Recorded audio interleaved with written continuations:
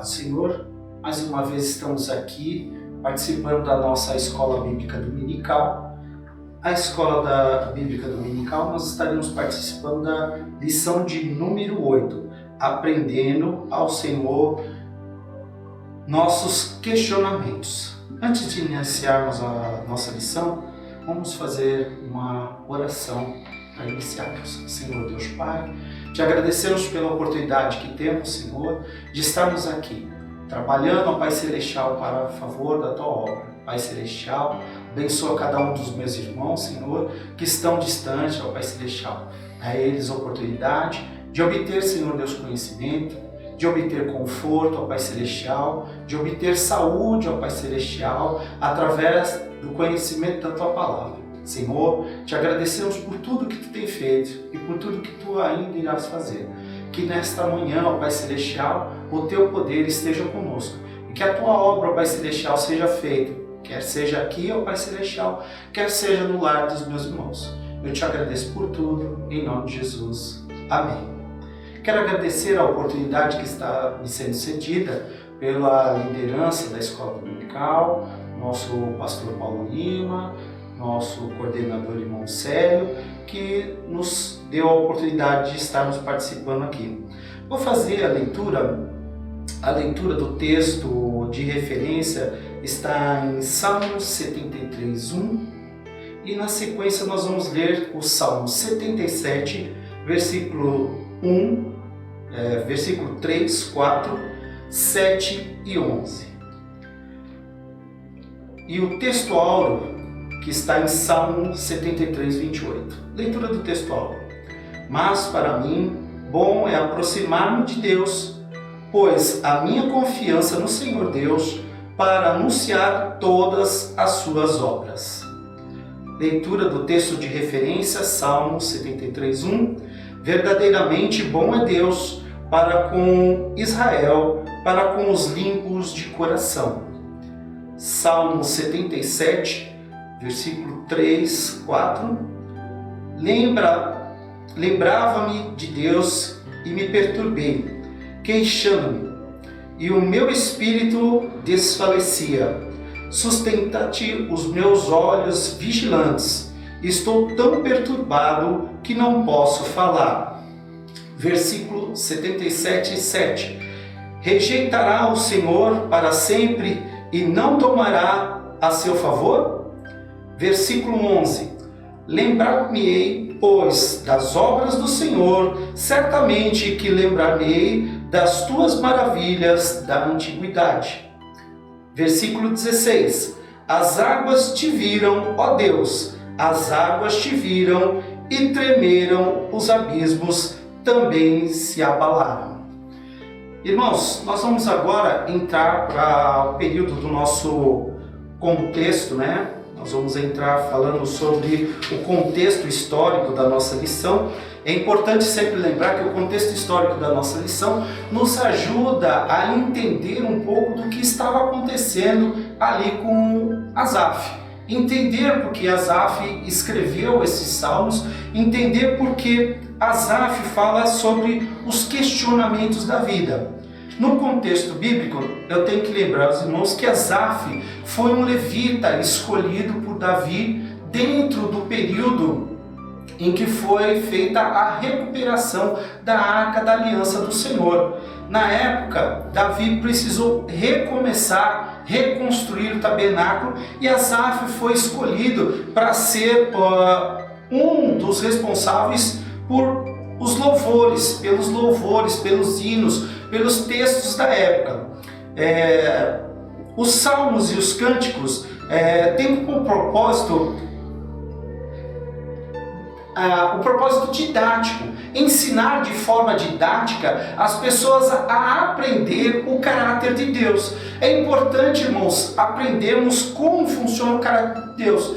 Mas naquela época, irmãos, não existia televisão, não existiam outras formas de história. A única forma que Asaf tinha de ensinar, de contextualizar as pessoas da época era com cânticos. Era uma forma fácil das pessoas decorarem como era a história de Deus, como eram as histórias das pessoas. E Asaf, de uma forma didática, prepara textos para ensinar de forma didática como são esses hinos, como funciona o caráter de Deus, como é a característica de Deus. Então os salmos que Asaf faz, que o Asaf prepara, são para facilitar o conhecimento do caráter de Deus e também para ensinar que as nossas questões humanas, as nossas questões de dificuldade humana, também são respondidas e também são colocadas por ele ali.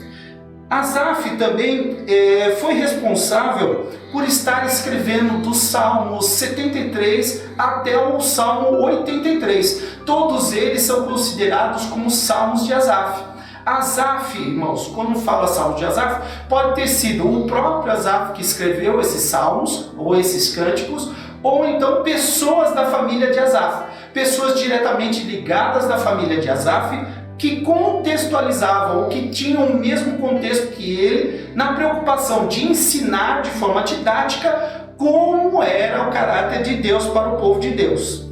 Tanto é, irmãos, que nós lemos no Salmo 78, do versículo 1, o versículo 4, a preocupação que Asaf tinha. E está escrito lá: escutai a minha lei, povo meu, inclinai os vossos ouvidos às palavras da minha boca.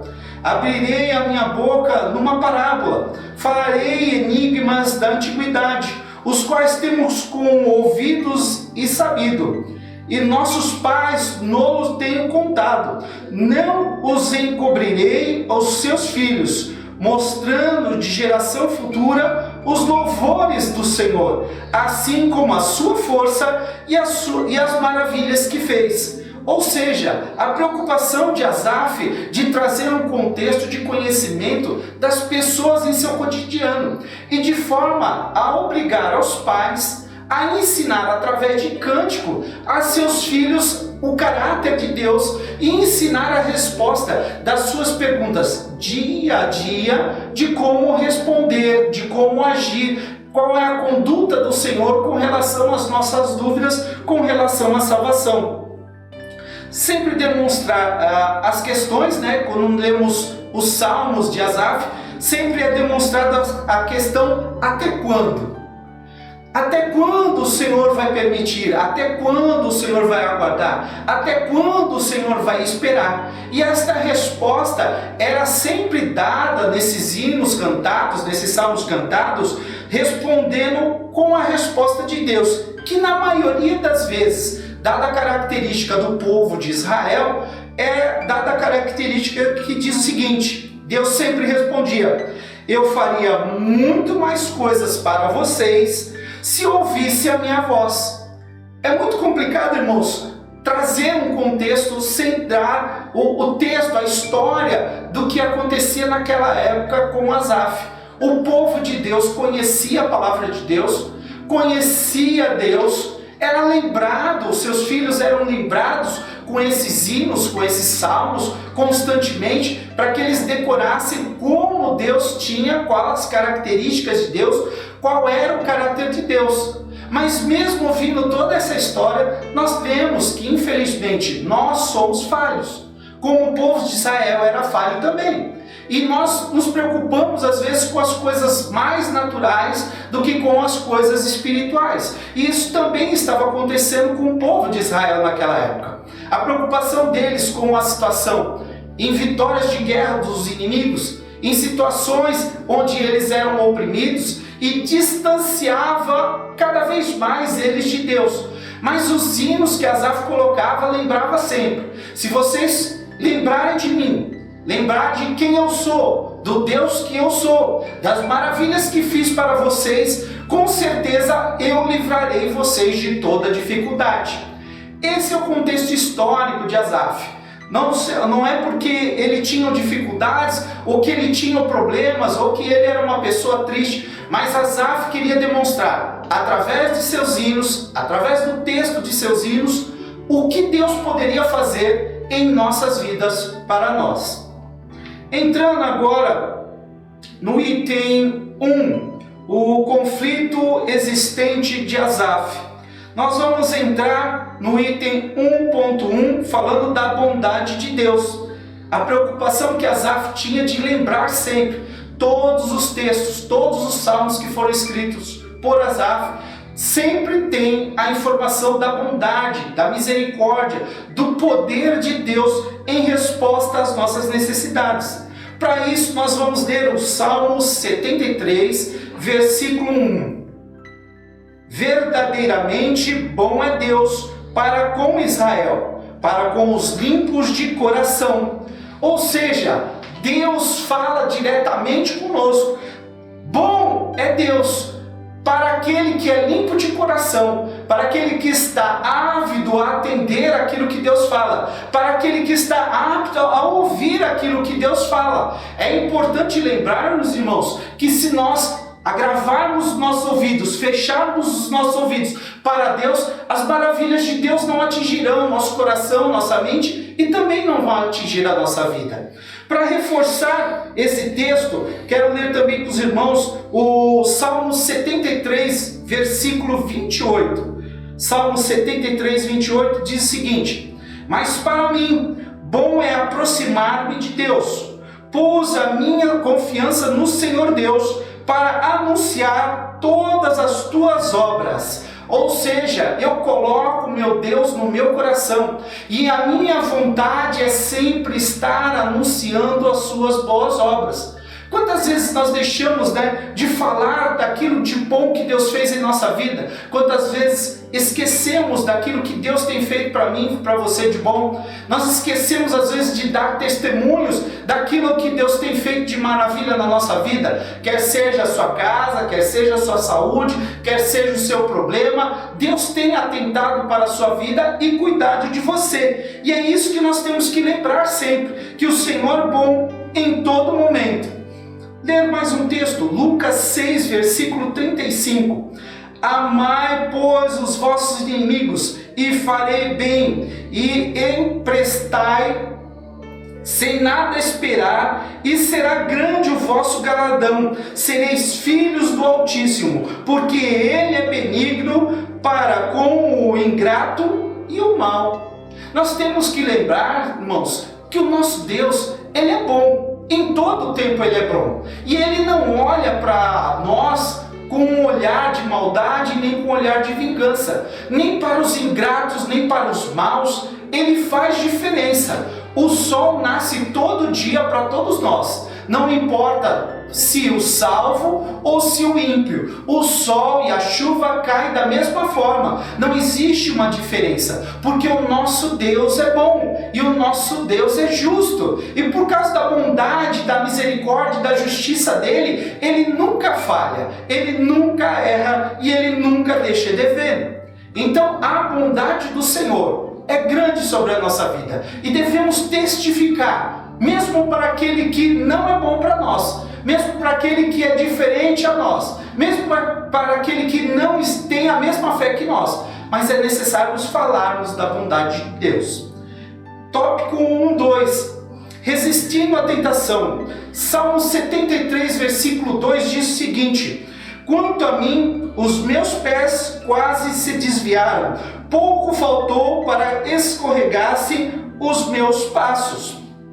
Irmãos, a preocupação de Asaf, logo no momento de falar da bondade de Deus, no versículo 1, ele cai e entra numa situação falando da vida cotidiana. Se nós não observarmos os nossos passos, se nós não olharmos os nossos passos, jamais saberemos o quanto é terrível ficar longe de Deus, da bondade de Deus. Irmãos, nós temos que vigiar nossos caminhos, vigiar nossos passos, para não falharmos perante Deus, para que a misericórdia dele continue sobre a minha vida, sobre a sua vida. Sempre, irmãos, olhar os nossos passos, vigiar o nosso caminho, para que a bondade de Deus permaneça na nossa vida. Sempre, irmãos, lembrarmos que nós devemos resistir à tentação. O tópico 1.2 fala exatamente disso. Da resistência às tentações, da resistência ao erro, da resistência, irmãos, resistir todo momento às falhas. Então, irmão, é necessário vigiar, é necessário observar a palavra, para que em todo momento nós tenhamos alvos nossos vestidos e brancas nossas vestes, e sempre não faltar óleo sobre a nossa cabeça. E isso fala sobre consagração.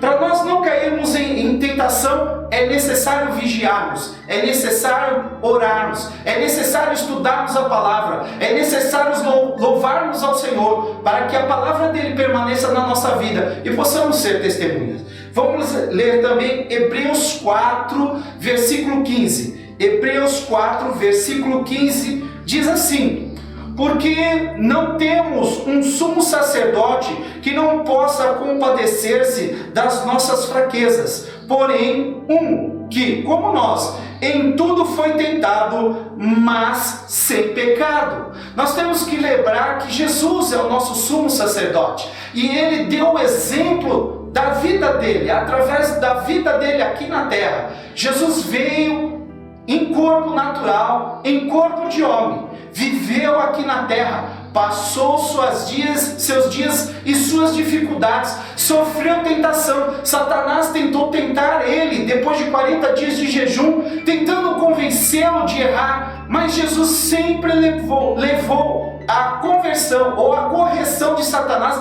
através da palavra. Irmãos, somente o conhecimento da palavra, somente o conhecimento do caráter de Deus nos fará sermos vitoriosos sobre toda a tentação. Por isso que Asaf, irmãos, sempre estava lembrando da situação, da vida cotidiana e da bondade de Deus, das dificuldades que nós temos no nosso dia a dia, às vezes por sofrer tentações carnais, e da necessidade de observarmos a Deus constantemente.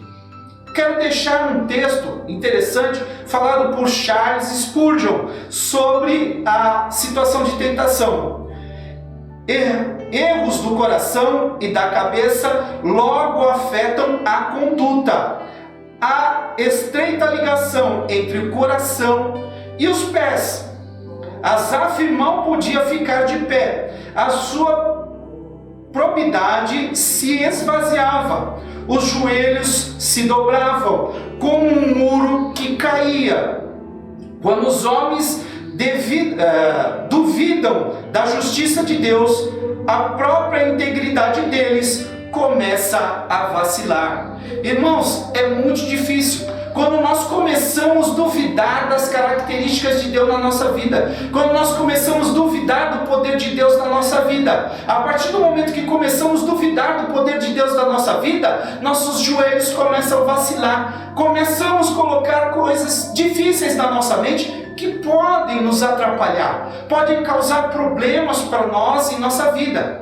É necessário, irmãos, ficarmos focados inteiramente na palavra do Senhor, para que em momento algum nos desviemos da nossa conduta, desviemos daquilo que é o caráter de um cristão salvo, de um cristão gerado novamente. Charles Spurgeon lembra que a partir do momento que a dúvida entrar no seu coração, os seus pés começam a se desviar do caminho do Senhor. É necessário mantermos a conduta, mantermos firme a nossa convicção com relação à palavra de Deus.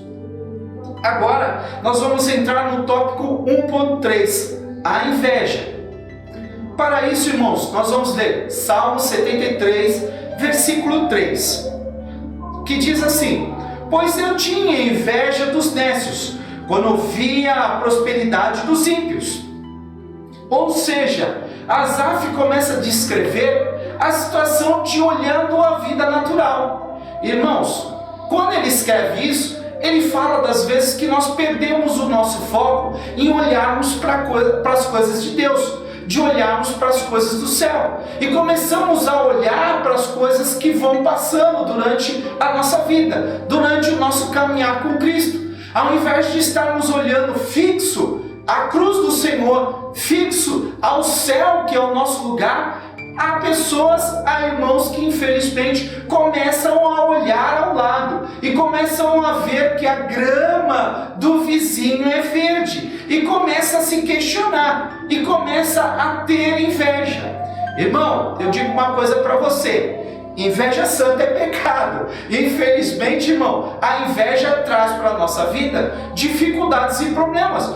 Porque nós começamos a questionar o poder de Deus sobre o nosso relacionamento, sobre o relacionamento que temos com Deus. Não devemos invejar a vida do ímpio, porque muitas das vezes aquilo que nós vemos não é verdade.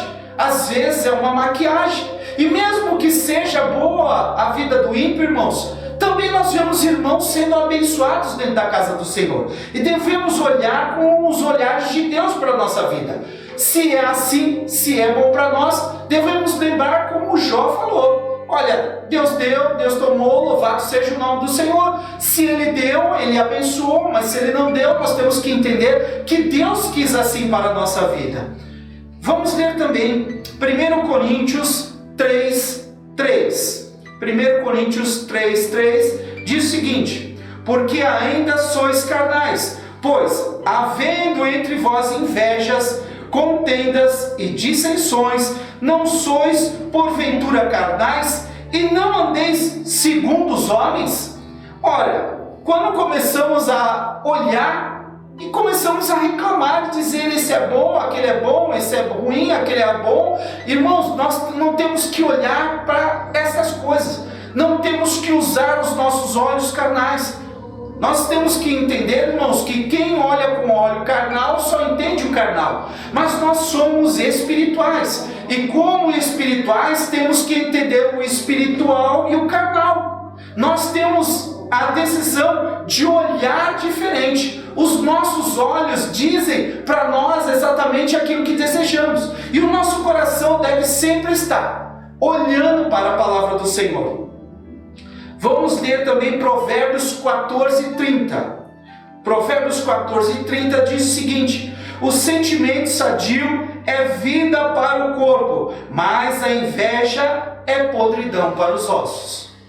Irmão, vigia na palavra. Provérbios ensina exatamente as nossas condutas, o conhecer a Deus através do nosso caminhar. Ensina também quais as características de caráter Deus exige de cada um de nós. E aqui na palavra de Deus diz que a inveja é um problema para a minha vida e a sua vida. A inveja causa podridão aos ossos. Irmão, quem consegue ficar firme sobre os seus pés se os seus ossos não o sustentarem? Quem consegue permanecer firme sobre os seus pés se os seus ossos não sustentarem? Irmão, a inveja é um problema muito grave, muito difícil para a nossa vida espiritual. Vigia, ore para que o Senhor retire essa dificuldade da minha vida, da sua vida, da vida dos irmãos, para que não tenhamos problemas, para que nós possamos estar encaminhados pela glória do Senhor, para que este mal esteja longe das nossas vidas. Agora nós vamos entrar, irmãos, no tópico 2 da lição, que é vencendo o sentimento da inveja. Para começarmos o tópico 2, eu gostaria de ler também Salmo 73:13, que fala assim: qual é o valor da santificação? E é uma questão que esse versículo, ou esse trecho do Salmo 73, fala sobre as nossas vidas. Lendo, está escrito o seguinte: na verdade, que em vão tenho purificado o meu coração e lavei as minhas mãos na inocência. Na verdade, que em vão tenho purificado o meu coração e lavei as minhas mãos na inocência. Aí Asaf começa a questionar: será que realmente foi o trabalho que eu fiz, tudo aquilo que eu me dediquei, o momento que eu fiquei de oração, o momento que eu louvei ao Senhor, será que realmente está sendo visto por Deus? Será que realmente Ele está olhando por minha vida? Será que Ele está presente? Será que o ímpio não está melhor do que eu? Será que porque ele não tem as obrigações que eu tenho com relação à minha santificação, ele está melhor do que eu?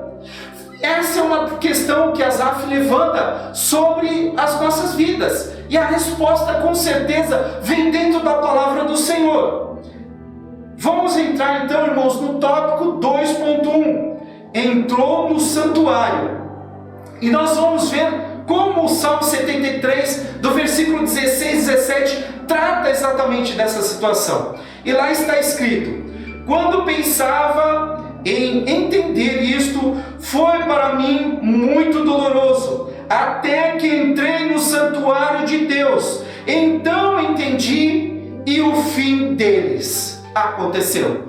Então, irmãos, quando entramos na casa do Senhor, quando entramos dentro da morada do Senhor, a nossa mente se eleva à morada do Altíssimo, se eleva às moradas lá que o Senhor tem preparado, se eleva ao conhecimento daquilo que Deus tem falado para mim e para você, e o Senhor lembra a minha memória, a sua memória, falando: olha, o nosso Deus é maravilhoso, o nosso Deus é bom, Ele transforma a minha vida e a sua vida de uma forma tal que tudo que possamos fazer, Ele já atendeu. Ele é bom, a sua bondade se estende de geração em geração.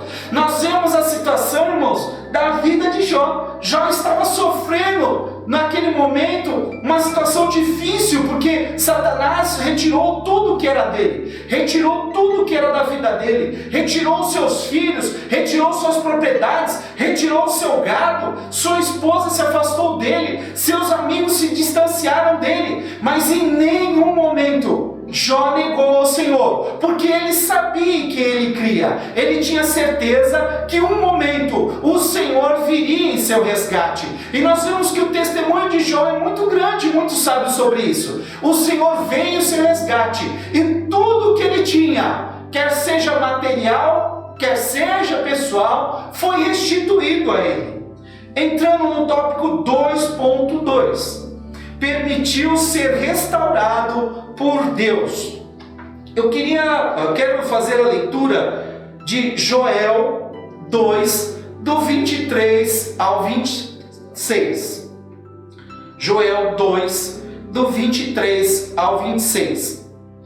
E lá está escrito assim: e vós, filhos de Sião, regozijai-vos e alegrai-vos no Senhor vosso Deus, porque Ele vos dará uma justa medida, a chuva temporã. Fará descer a chuva no primeiro mês, a temporã e a seródia, e as eiras se encherão de trigo, e os lagares transbordarão de mosto e de azeite, e restituir-vos-ei os anos que comeu o gafanhoto, e a locusta, e o pulgão, e a largata, e o meu grande exército que enviei contra vós. E comereis abundantemente, e vos fartareis, e louvareis o nome do Senhor vosso Deus, que procedeu para convosco maravilhosamente, e o meu povo nunca mais será envergonhado. Oh, glória a Deus! Irmãos,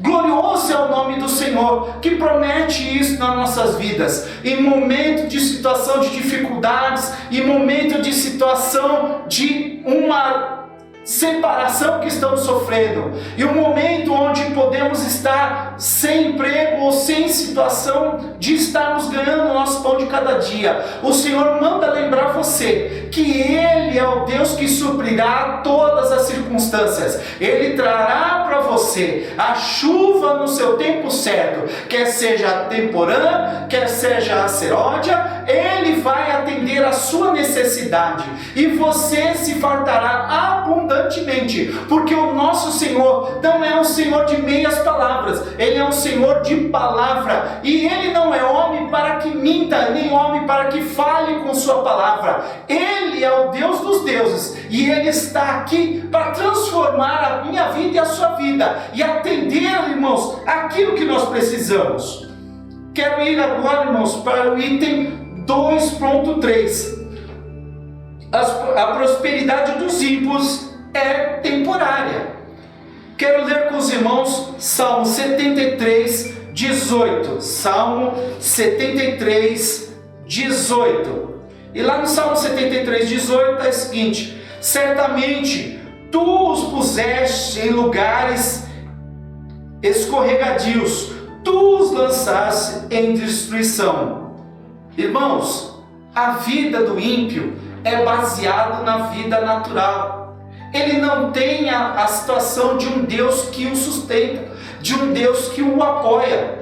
A vida do ímpio é uma vida carnal. Ele vive para os momentos da vida do cotidiano. Ele não tem um objetivo futuro, ele não tem um conhecimento do futuro que nós temos, ele não tem uma promessa da vida futura que nós temos, de estarmos morando com o nosso Deus lá no céu. Ele não tem a promessa que nós temos, a segurança que nós temos, que o nosso Jesus virá nos guardar, ele virá com poder e grande glória nos levar para o céu. O ímpio não tem a condição de ter um consolador, o Espírito Santo que vive na minha vida e na tua vida. Ele não tem oportunidade porque ele não conhece a oportunidade que nós temos de nosso Espírito Santo em meio às dificuldades, em meio às opressões, em meio às circunstâncias difíceis. O Espírito Santo nos ensina, nos encoraja, nos impulsiona à frente, falando que Ele estará conosco em todos os momentos das nossas vidas.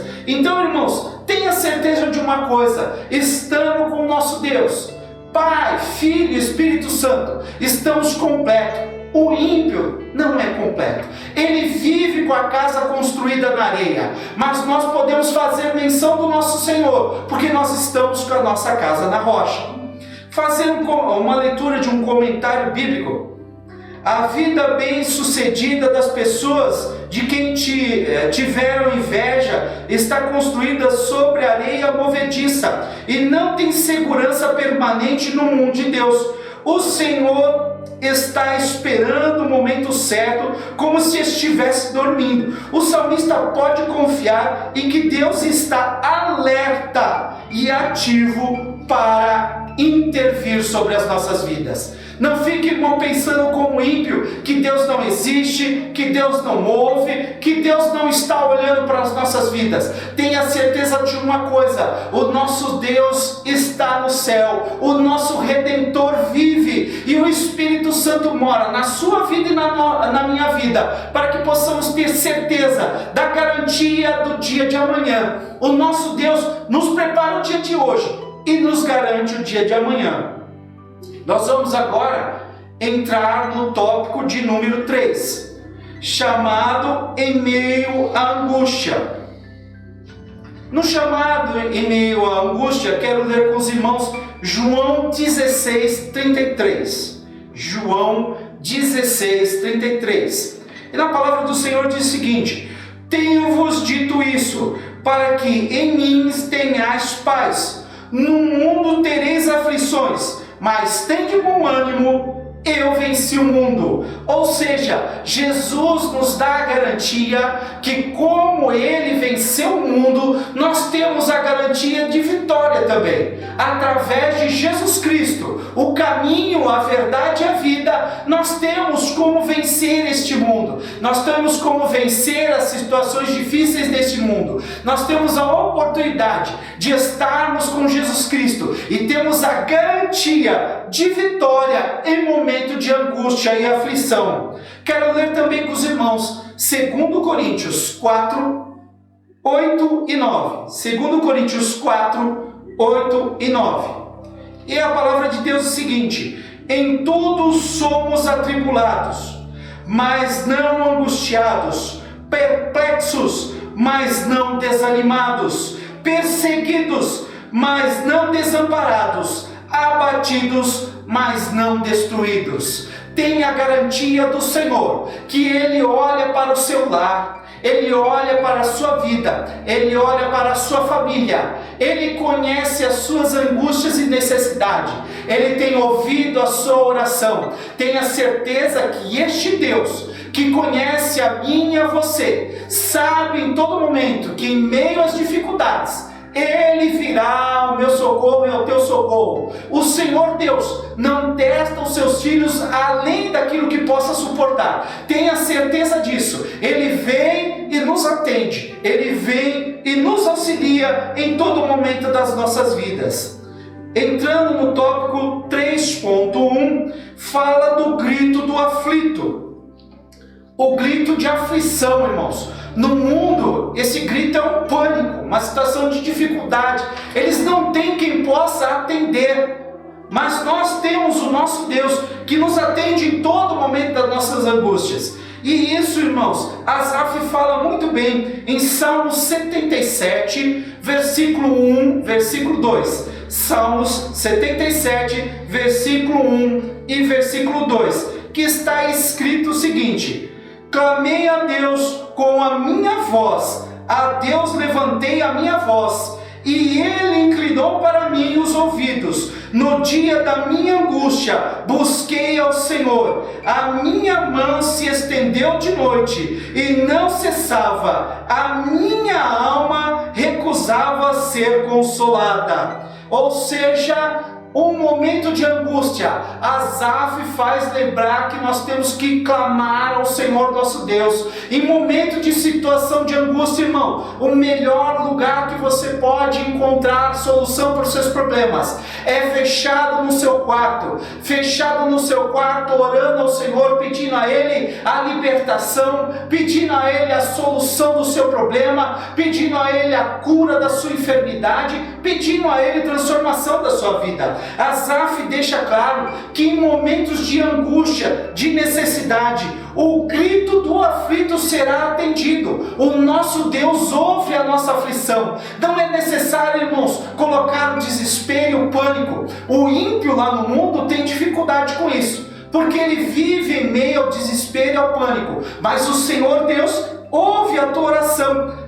Vamos novamente ler agora, indo para o tópico 3.2, os sintomas da aflição. Irmãos, é difícil. Nós vemos nesse período de separação, em que nós vemos muitas pessoas que não têm, ou às vezes as pessoas também que têm ao Senhor, em meio à dificuldade. Muitos irmãos, por estarem presos em suas casas, começam a sentir um pouco de pânico, um pouco de dificuldade de sentir a prisão, o cárcere. Mas, irmãos, em meio à aflição, em meio à angústia, saiba que Deus visita o seu lar, visita a sua casa. Tenha certeza que Deus, em meio à aflição e à angústia, Ele entra para suprir. Mas, irmão, imagina a situação do ímpio que nós falamos anteriormente no capítulo anterior. Nós vemos o ímpio, ele não tem aonde recorrer. Ele vai gritar com aflição. Muitos tirarão a sua vida para tentar resolver esse momento de dificuldade, de aflição. Mas graças a Deus que o nosso Espírito Santo, aquele que vive conosco todo dia, Ele nos conforta, Ele nos consola e Ele nos dá o caminho correto para estarmos em momento de aflição, buscando ao Altíssimo, que é a nossa solução. Quero ler com os irmãos no 3.2, Salmo 77:7. Salmo 77:7, que diz o seguinte: rejeitará o Senhor para sempre e não tornará a ser favorável? Será que o Senhor deixará permanecer essa situação de dificuldade? Será que o nosso Deus permanecerá em meio à situação de aflição? Asaf está lembrando ao povo de Israel o período de dificuldade que eles tiveram em meio ao cativeiro da Babilônia, em meio às situações que eles passaram em meio às guerras. Será que nós vamos continuar em meio às guerras, em meio às perseguições? Será que os inimigos vão prevalecer contra as nossas vidas? Mas tenho certeza de uma coisa, que Asaf já tinha a resposta, que o nosso Deus supriu todas as necessidades. Nós temos na palavra de Deus que o povo de Deus foi vitorioso, mesmo em cativeiro. Nós vemos a vida de Daniel sendo demonstrada em meio ao cativeiro. Deus atendendo a situação, Deus atendendo a oração, Deus suprindo a necessidade e transformando a ele um dos príncipes da Babilônia. Quero ler com os irmãos também Hebreus 12, do versículo 11 ao versículo 13. Hebreus 12, do versículo 11 ao versículo 13. E a palavra do Senhor diz o seguinte: e na verdade toda correção ao presente não parece ser de gozo, senão de tristeza, mas depois produz um fruto pacífico de justiça, nós necessitando por ela.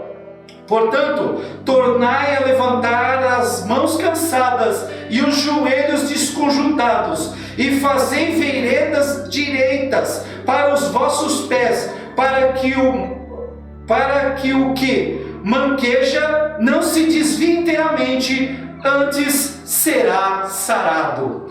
Irmãos, em meio à situação de aflição, em meio à situação de angústia, devemos buscar ao Senhor profundamente, devemos buscar ao altar do Senhor, devemos buscar a glória de Deus, devemos buscar endireitar as nossas veredas e os nossos caminhos. É momento, irmão, de você, em momento de afastamento, em momento de dificuldade, em momento de necessidade, buscar conhecer mais ao Senhor, endireitando os seus caminhos, e assim Ele virá e atenderá a sua necessidade. Ele virá e ajudará aquele que fraqueja dos joelhos, aquele que não consegue permanecer em oração, em conduta correta perante o Senhor. Chegamos agora, irmãos, no item 3.3. Item 3.3 fala da restabelecendo a fé. Restabelecendo a fé. Para esse item, irmão, nós vamos ler Salmo 77, do versículo 11 ao versículo 12. Salmo 77, do versículo 11 ao versículo 12. E na Bíblia diz o seguinte: eu me lembrarei das obras do Senhor, certamente que eu me lembrarei das tuas maravilhas da antiguidade. Meditarei também em todas as tuas obras e falarei dos teus feitos. Irmãos, é importante, irmãos, lembrarmos de tudo que o Senhor tem feito na minha vida, na sua vida, na vida dos seus irmãos. Tenho certeza que Deus tem falado na sua casa, tenho certeza que Deus tem falado com você, tem demonstrado através da sua oração, respondido a sua oração, curado a enfermidade dos seus irmãos, aberto a oportunidade de trabalho, de conseguir o seu pão de cada dia, em meio a uma dificuldade tão grande. Mas o Senhor é Deus, Ele sempre estará a atender ao justo e ao necessitado. Tenha certeza que Ele virá para restabelecer a sua glória sobre nós. É necessário, irmãos, termos fé. Fé é crer no impossível. Fé é crer naquilo que vai acontecer amanhã. E temos certeza que isto acontecerá na minha vida e na sua vida. Para terminar, quero deixar aqui uma informação importante para os irmãos e um texto importante para deixarmos para a conclusão. É importante perseverarmos no modo correto de fortalecer a nossa fé, mesmo que ele não se mostre efetivo. Num primeiro momento, lembrar-me, certamente me lembrarei daquilo que Deus fez na minha vida e na sua vida. Irmãos, é importante lembrar das obras do Senhor na minha vida e na sua vida. É importante lembrarmos daquilo que o Senhor tem feito para mim e para você. Tenha certeza que esta palavra vem em momento oportuno. Esse livro de Salmos, os Salmos de Asaf, do 73 ao 83, falam de questões do cotidiano, de questões que angustiam a vida humana, de inveja, ou seja, de conduta, de olharmos para a vida mundana do cotidiano. Mas, irmãos, o nosso olhar não pode ser olhar para o lado, em caminho à salvação. O nosso olhar tem que ser um olhar ao céu, lugar aonde nós viemos e lugar aonde voltaremos de novo. Estamos aqui como embaixadores de Cristo aqui na terra, para demonstrar o poder de nosso Deus, para falar da graça de nosso Senhor Jesus Cristo, aquele que morreu na cruz por mim e por você, de falar do seu precioso sangue, que tira o meu pecado e o seu pecado e o pecado de todo aquele que quer nele verdadeiramente. Falar do Espírito Santo, aquele que permanentemente consola o meu coração e o seu coração, e em momento de angústia ou de necessidade, o Espírito Santo vem e nos acalenta, acalmando os nossos sentimentos, acalmando o nosso coração.